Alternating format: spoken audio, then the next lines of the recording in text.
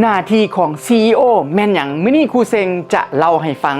ผู้นำที่ดีต้องเป็นผู้นำที่สามารถสร้างผู้ตามได้ผู้นำที่ยิ่งใหญ่ต้องเป็นผู้นำที่สามารถสร้างผู้นำรุ่นต่อไปได้ผู้นำต้องมีความกล้าหาญที่จะริเริ่มบุกเบิกเปลี่ยนแปลงและแตกต่างผู้นำยิ่งสูงเท่าใดยิ่งต้องมีความถนอมถ่อมตัวยิ่งสูงเท่าใดยิ่งต้องเปิดใจรับฟังคำคิดเห็นที่แตกต่างจากคนอื่นยิ่งสูงเท่าใดยิ่งต้องเป็นคนที่มักเรียนรู้สิ่งใหม่ๆตลอดชีวิตนั่นเองหน้าที่ของ CEO หรือว่าหน้าที่ที่ท่านเป็นผู้นำนั่นมันมีอยู่หลายอย่างสำหรับความคิดส่วนตัวของครูเซ็งแล้วแม้นมีอยู่6อย่างพื้นฐานอันที่1ก็คือเบิ่งแยงตัวเองให้ได้ท่านต้องรู้จักบริหารจัดการพลังงานที่ดีของท่านพลังงานที่แข็งแกร่งของท่านรู้จักจัดการตนเองบริหารเวลาของท่านให้เกิดประสิทธิผลสูงสุดบ่ว่าจะเป็นการฝึกร่างกายให้แข็งแรงการเข้านอนไว้การกินอาหารที่มีสุขภาพก็ดีการออกกำลังกายก็ดีหรือว่าการไปพบกับผู้คนที่มีคุณภาพท่านต้องจัดแจงเวลาของท่านและพลังงานของท่านให้ดีอันที่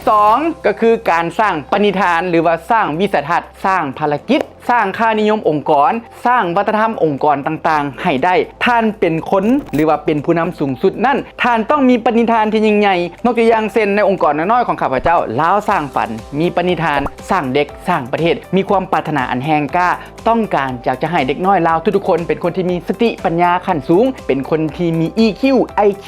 LQ ต่างๆสามารถพัฒนาประเทศชาติได้ในอนาคตนี่ก็คือปณิธานของข้าพเจ้าผู้นำที่ดี CEO ที่ดีจะต้องเป็นคนที่สามารถสร้างวิสัยทัศน์หรือว่าสร้าง direction ให้มันได้3จะต้องได้พัฒนาทีมทุกๆคนในองค์กรท่านเป็นผู้นำทางจะต้องเป็นบุคคลต้นแบบบ่เพียงแต่ท่านจะพัฒนาเพียงแต่ระดับแถวหน้าหรือว่าท็อปทีมแล้วท่านยังมีหน้าที่ในการพัฒนาบุคคลทุกๆคนในองค์กรของท่านบ่ว่าจะเป็นพนักงานเข้าใหม่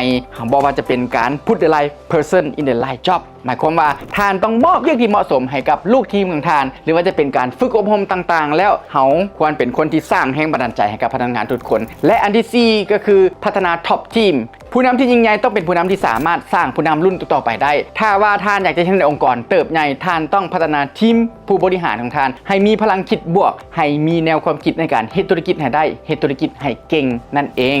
5 stakeholder ท่านต้องมีส่วนได้ส่วนเสียหรือว่าสร้างคุณค่าให้แก่ผู้ถือหุ้นให้แก่พาร์ทเนอร์ให้แก่ผู้ที่มีส่วนเกี่ยวข้องบ่ว่าจะเป็นลูกค้าหรือว่าผู้ที่สนองอุปกรณ์สนองสินค้าต่างๆสนองการบริการของท่านต้องสร้างคุณค่าให้แก่พวกเขาและอันสุดท้ายก็คือ CSR ก็คือสร้างคุณค่าให้แก่สังคมถึงว่าส่วนนี้ท่านจะบ่มีส่วนได้ส่วนเสียบ่มีกำไรก็ตามถ้าหากว่าท่านเป็นคนที่มอบคุณค่าให้แก่สังคมเป็นผู้ให้แล้วแน่นอนท่านจะเป็น CEO ที่ดีท่านจะเป็น CEO ที่ยิ่งใหญ่ครูเซ็งเชื่อมั่นเสมอว่าทุกๆคนสามารถเป็นผู้นำในแบบของตนเองได้ขอบใจ